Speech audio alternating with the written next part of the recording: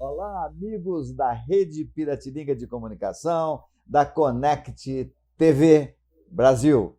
Nós estamos aqui, eu e a professora Suzana, mais uma vez, nesse podcast, para a gente analisar aí as principais notícias, aquelas que estão mais bombando na internet, também na Rede Piratininga, também na Connect TV, né? Suzana, nós precisamos falar de uma notícia, infelizmente, que é mais comentada aí nos últimos dias. Ótimo. Uma garota, 17 anos, próxima a ser maior de idade, uma discussão com o ex-namorado, ela resolve vingar do ex-namorado, tacando fogo no carro dele, com ele dentro do carro, e essa história está sendo circulando aí nas nossas redes sociais. Nós demos de primeira mão aqui em São João da Boa Vista pela Rede Piratininga.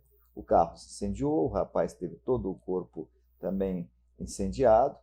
Não sobreviveu porque teve 90% do corpo de queimaduras e ele acabou falecendo na mesma madrugada em que esse triste fato aconteceu, na cidade de Caconde. As imagens nós divulgamos aí na Rede Piratininga, na Connect TV, imagens muito chocantes.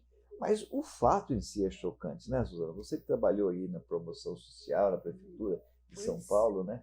Já viu algo assim parecido lá em São Paulo, Suzana? Não, impressionante. Já vi muita coisa, Artem, em São Paulo. Eu tive a oportunidade de trabalhar com 3 prefeitos do município de São Paulo e fiquei durante 8, quase 10 anos à frente dos conselhos, né? Conselho da Criança e Adolescente, Conselho da Assistência Social, e, sinceramente, alguma coisa como esse fato, muito triste, né? chocante. De tudo que você já viu, mas é um fato chocante, né? Mas é muito chocante mesmo, porque o que se passa na mente dessa garota, me parece que ele tinha 29 anos, ela 17, em Caconde, joga e pratica um ato como esse, é violentíssimo. E já estou sabendo que ela está mesmo na Fundação Casa de Campinas, porque, na realidade, esse tipo de atitude você tem... Eu tive a oportunidade de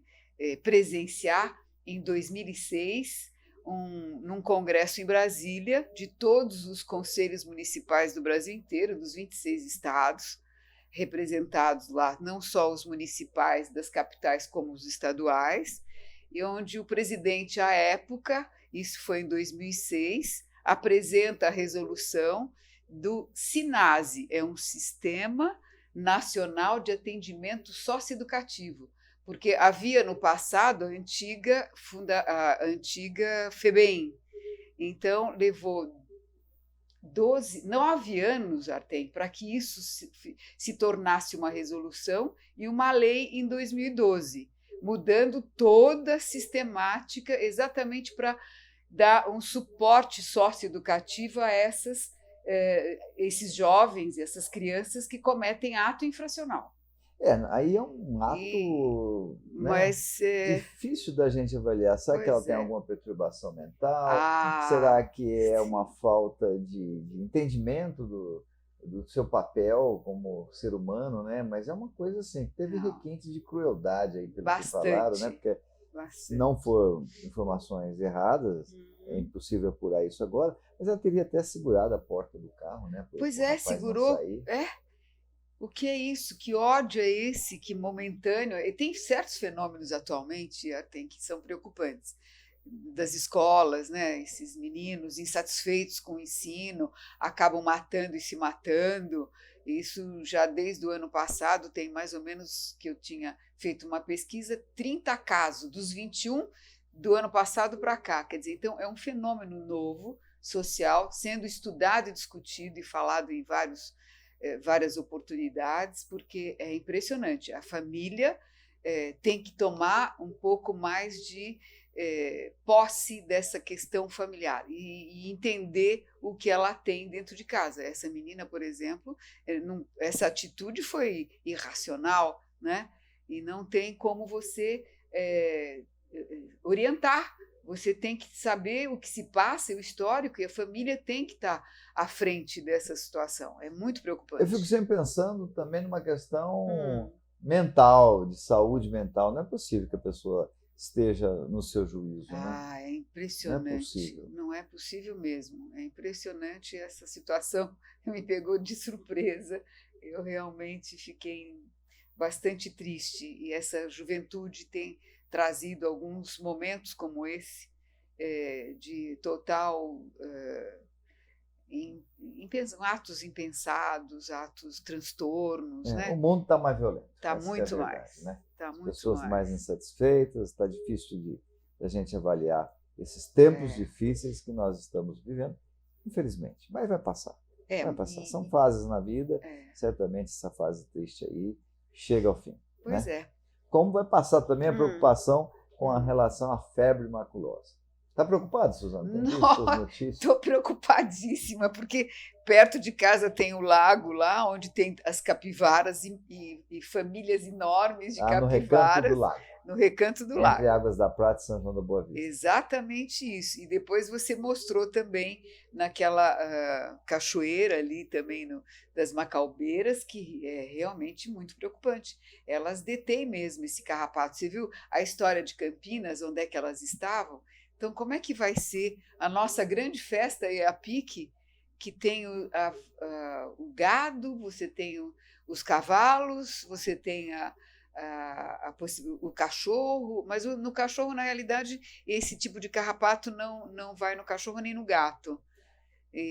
Mas eu não tenho essa informação. Eu tive essa informação, mas alguém tinha dito que no cachorro ele vai. No cachorro, bom, então não sabemos. Vamos conferir. É uma informação para a gente conferir, para a gente registrar aí. Mais uma outra. Mas é uma preocupação, principalmente em São João, porque o governo do estado publicou na segunda-feira um mapa das áreas do estado de São Paulo que ele considerou de alto risco. E São João está na lista. São João está ali na lista. A região toda nossa está na lista ali de área de alto risco. Você falou da cidade, você já falou de alguns pontos onde você vê capivara.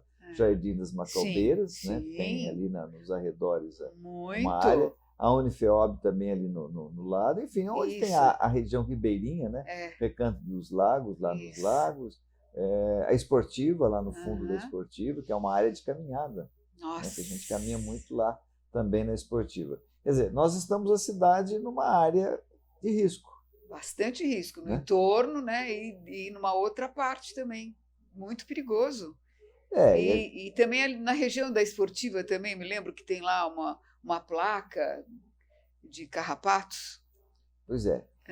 Mas tem cuidados que você pode tomar que evita, não é? Se você tiver que percorrer essas áreas, às vezes você não quiser mudar o teu lugar de caminhar, o teu local de fazer um lazer, mas tome alguns cuidados, né? Nós colocamos aí no Rede Piratininga, no Facebook, o que é a doença febre maculosa, os cuidados para você não entrar em contato com esse carrapato, né? Quais as providências que você deve tomar e também, principalmente, os primeiros sintomas.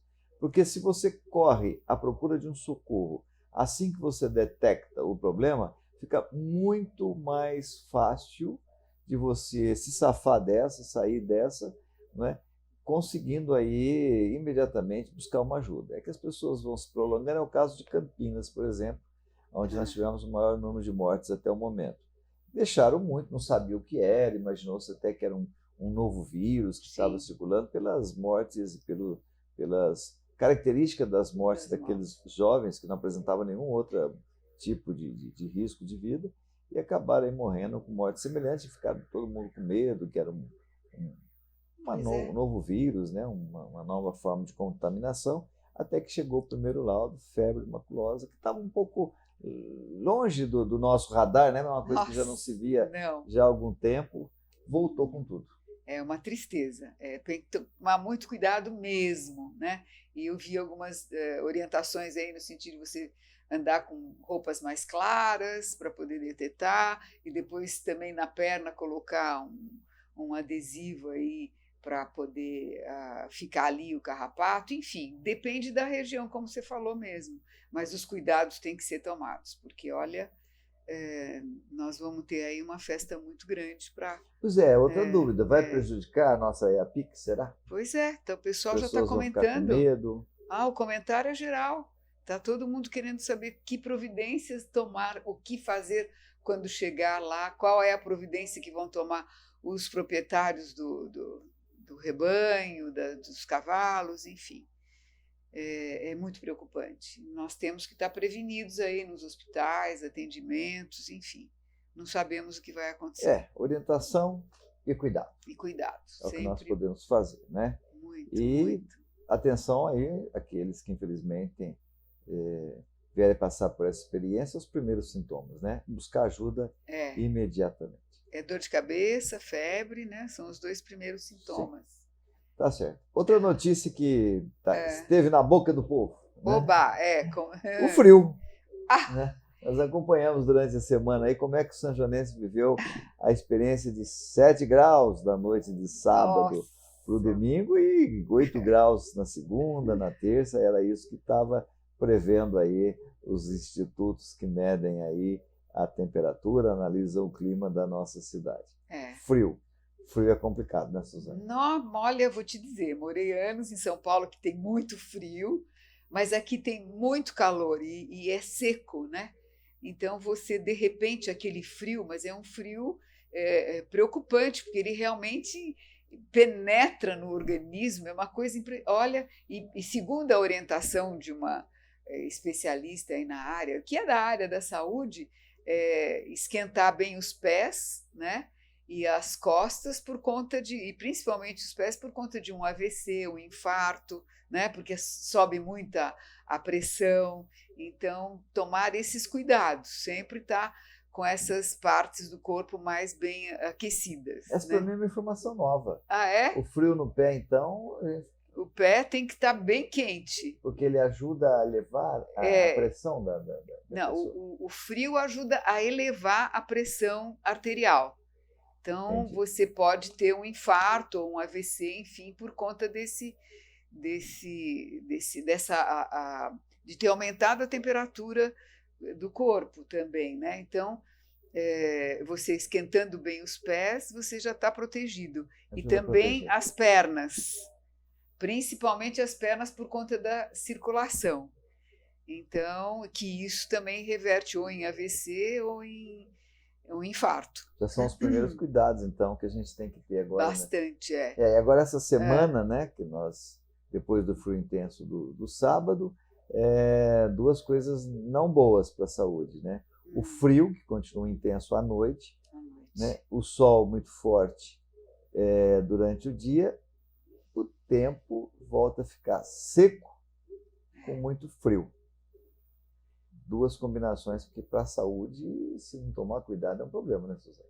Problema sério, porque principalmente a questão da falta do ar não ter umidade, você tem que tomar muito líquido para poder compensar.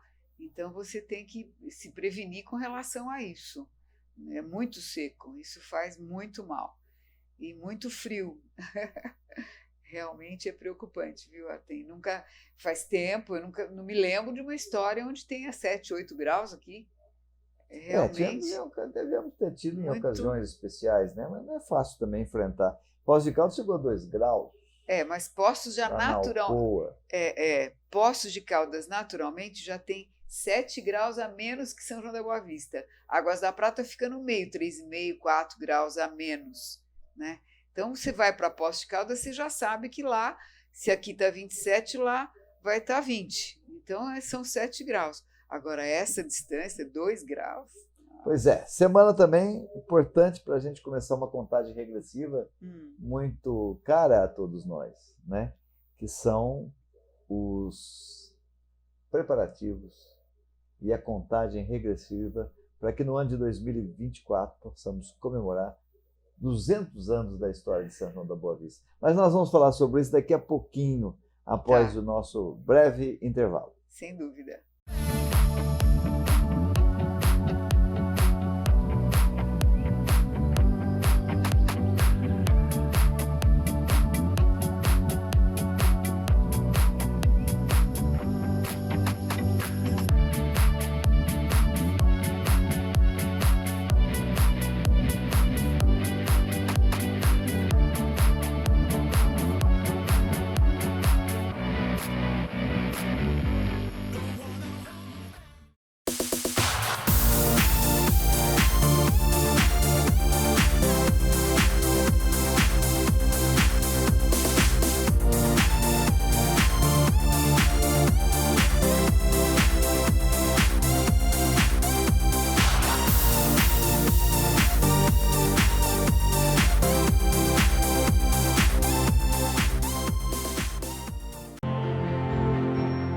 A Feralvarez é uma empresa nacional com mais de 52 anos de atuação no mercado de reciclagem de materiais ferrosos, não ferrosos, com foco na coleta, preparação e comercialização de materiais para fins siderúrgicos e de fundições.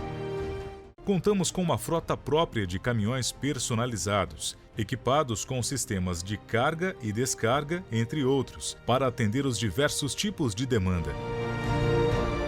Possuímos bases de coletas e entregas por regiões estratégicas e, assim, atender à atual necessidade do mercado nas regiões Sudeste, Sul e Centro-Oeste. Aliados a isso, uma equipe operacional, administrativa e comercial capacitada e experiente para atender toda a necessidade de fornecedores e clientes da Feralvarez Divisão Sucata, fator que oferece mais segurança e tranquilidade para todos os nossos parceiros. Feralvarez, soluções em aço.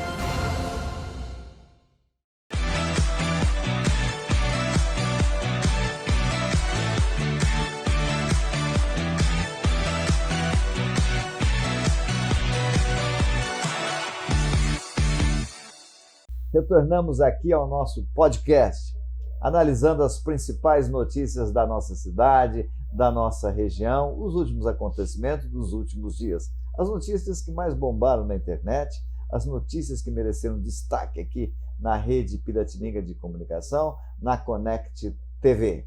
E nós falamos que uma das grandes notícias nessa semana do aniversário de São João da Boa Vista, 199 anos no dia 24 de junho, marca bastante aí os preparativos, a contagem regressiva para os próximos anos, para os próximos dias, porque o ano que vem é ano de 200 anos, né, Suzana? Não é uma data. Que não maravilha! É uma data quem imaginava? qualquer, né? Uma idade fantástica. Nossa, 200 anos de história, e você tem nos presenteado com o teu programa da manhã, né, das 10 às 11. Tem acompanhado, Suzana? Tenho. Gosta do nosso programa? Soninha, Star, acompanhando Soninha, todos os dias aqui pela Piratininga bom. AM, às 10h30 pela Piratininga, Connect TV, em torno de 19 horas, o nosso Histórias da Minha Cidade, que já foi feito programa para a gente começar essa contagem regressiva. Dos 200 anos de São João da Boa Vista. Bom, 200 anos de história é suficiente para criar juízo, hein? Olha, já estava na hora. Será né? que São João criou juízo, Suzana? Eu acho que a gente tem aí uma série de fases, né? São João realmente cresceu frente às cidades da vizinhança, a responsabilidade dobrou em função desse desenvolvimento. A gente tem aí a felicidade de ter uma cidade com todos os níveis bastante bem organizado. Agora, com essa postura, essa situação do homem de uma maneira geral, é que tem que prestar mais atenção, né? Da postura, que é muito importante. E com 200 anos a gente já aprendeu bastante, viu, Artem? Porque, olha, é só corresponder, né, e se preocupar bastante com a questão socioeconômica, né? A cidade está mostrando a que veio. Realmente está bastante interessante. Eu acho que São João desenvolveu e só precisa de alguns ajustes. Sempre, né? Você tem que estar sempre atento aos novos acontecimentos, né? Suzana, a gente estava, inclusive, falando aqui com a ex-vereadora Neide Corbelli, e indiretamente citamos nesse assunto. Ela que foi vereadora, o pai foi vereador aqui na nossa cidade, o engenheiro Amado dos Santos, e ela também vereadora, chefe de gabinete do ex-prefeito Joaquim Simeão. E você também, aí uma família de políticos, vários dos seus parentes aí foram prefeitos, vereadores de São João da Boa Vista, os pioneiros aí da nossa história. E você foi uma política, foi vereadora aqui em São João da Boa Vista. A sensação da doutora Neide, minha também, eu endosso embaixo, é que a gente está vendo aí uma degeneração na arte de fazer política. A política não está boa, não está confortável, não está legal essa forma de política que está sendo feita, que nós estamos vendo aí. E a gente está percebendo também que a população também tem a mesma percepção. A gente percebe aí nas críticas, nos comentários. Você tem essa percepção? A política está degenerada da época em que você foi vereadora para hoje? Como é que você está analisando, principalmente o comportamento da Câmara Municipal? Olha, realmente você tem toda a razão. O que eu comentei a respeito dos 200 anos é que a cidade realmente teve um desenvolvimento bem regular. Eu acho que, nesse sentido, tudo bem. Mas, politicamente falando, é aquilo que eu havia comentado há um tempo atrás, é muito triste ver depois... Olha, na época que eu fui vereadora, nós estávamos na ditadura e aprendemos muito. E foi uma oportunidade única. Agora você não vê aquilo que eu tinha comentado, você não vê os candidatos e a política, politicamente falando, eles tendo uma orientação, se preocupando com as questões realmente de base, que é isso que eu estou falando. A gente tem programas interessantíssimos e você tem que estar voltado para isso. Realmente, a nossa Câmara... eu já tenho dito em várias oportunidades que está precisando realmente de um reforço, uma noção do que é ser vereador, né? Uma noção do que é ser político nessa cidade, o que é ser não só o legislativo como o executivo. Eu tive a oportunidade, eu fiz um curso de pós-graduação, eu sou técnica em poder legislativo e técnica em poder executivo. Realmente você tem muito a implantar, muito a aprender. E eu acho que São João realmente está bastante desgastada com relação a isso. Precisa renovar, ter uma conscientização, né? E acima de tudo tem que ser democrata, né? As pessoas têm que ser democratas, as pessoas têm que ser republicanas, as pessoas têm que ver o interesse da comunidade, o interesse da cidade acima dos seus interesses pessoais. Quando a política fica muito no interesse pessoal, num nível muito baixo, e não se respeita o próximo, não se respeita a liberdade do outro, mesmo até do adversário. Você tem que deixar o adversário ter o direito de ter o seu pensamento, né? Você tem que respeitar a oposição e a oposição à situação, no sentido de que o bem comum prevaleça sobre os interesses individuais. Aí a coisa deteriora, né? Aí fica mais difícil se não tiver essa dignidade política, digamos assim. Sem a menor dúvida, sem a menor dúvida. Não há como você pensar politicamente, observar a gestão sem ter realmente essa crítica e essa insatisfação da população. É muito triste hoje essa realidade. E hoje a gente também tem um outro assunto que está em pauta aí na semana, que foi a semana do reajuste do Bolsa Família. Tem muita gente em São João aí feliz, né? Que teve um reajuste no Bolsa Família. Você apoia esses programas sociais do governo, Suzana? Eu te confesso que tem dois lados, né? Eu acho que você resolve uma situação, mas prejudica a outra, porque realmente o Bolsa Família ele resolve uma certa situação até um determinado ponto, mas não dá a dignidade e oportunidade que nós precisamos, que é emprego, uma melhor educação, a saúde mais bem regulada, e realmente não vejo isso como uma grande solução. Não é uma grande solução, e aí eu já tenho sempre falado disso com a Suzana, a gente tem pontos de vista divergentes aí com relação a isso, mas eu acho que é muito necessário no momento de miséria que a gente vive, de fome. Porque, na verdade, eu lembro quando eu era vereador, muita gente contestava, foi o início desses programas sociais, e as pessoas contestavam muito e diziam, eu vou dar dinheiro para vagabundo, esse era o termo que as pessoas usavam. E aí nós fomos avaliando o seguinte, mas o vagabundo, a vagabunda tem uma criaturinha lá em casa, o filho, a filha, que não tem culpa nenhuma do quadro. Se não houver uma intervenção, um socorro, essa criaturinha lá dentro de casa que vai sofrer, né? Então, tem este lado. E também eu sou muito adepto de auxílios como o Bolsa Família, mas desde que haja condições. Por exemplo, tem filho, está na escola, está matriculado, estão vacinados, né? Não estão, perde o direito ao auxílio. Isso você dá um grande avanço na sociedade. porque vão se sentindo responsáveis, vão tendo que cumprir missões. Quer dizer, aquela missão que é educar o filho, né? Só que, mas não pode pagar por isso. Mas como é que nós vamos fazer numa sociedade tão desigual, tão carente de oportunidades? E outra, você, tá bom, você não é obrigação, mas não o faz. A criaturinha lá em casa, o filho, a filha, é que pagam por isso, né?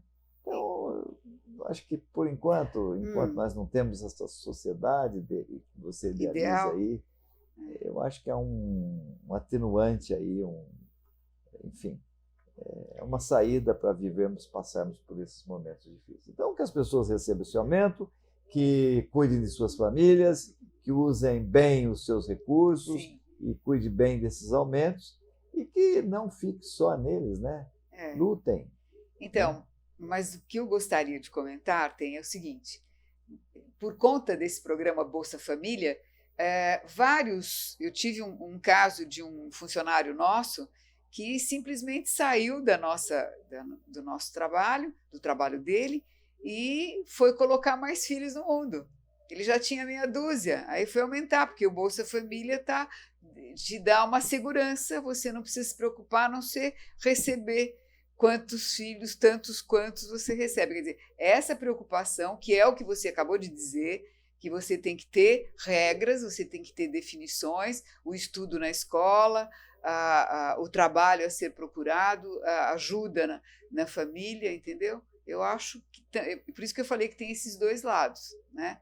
Onde realmente há essas oportunidades aí de desvio do objetivo do Bolsa Família. Tá certo, mas continuo discordando em alguns aspectos. Tá, correto. Eu acho, por exemplo, que não é porque alguns erram que a gente deva se posicionar. Bom, Suzana, foram essas as nossas principais notícias. Valeu. Que nós debatemos aqui nesse podcast especial do Rotativa no Ar. Um grande abraço a todos, mais uma vez, um abraço para a nossa comentarista, Suzana Vasconcelos Dias, que vai participar mais vezes, novos podcasts. Vamos falar muito da história de São João, porque a Suzana também tem história, hein? Bastante. A família muito é grande. Participou muito ativamente aqui das histórias da nossa cidade. Um grande abraço a todos, fiquem com Deus e até a próxima. Muito obrigada, Artem, por essa oportunidade, agradeço e sempre à disposição.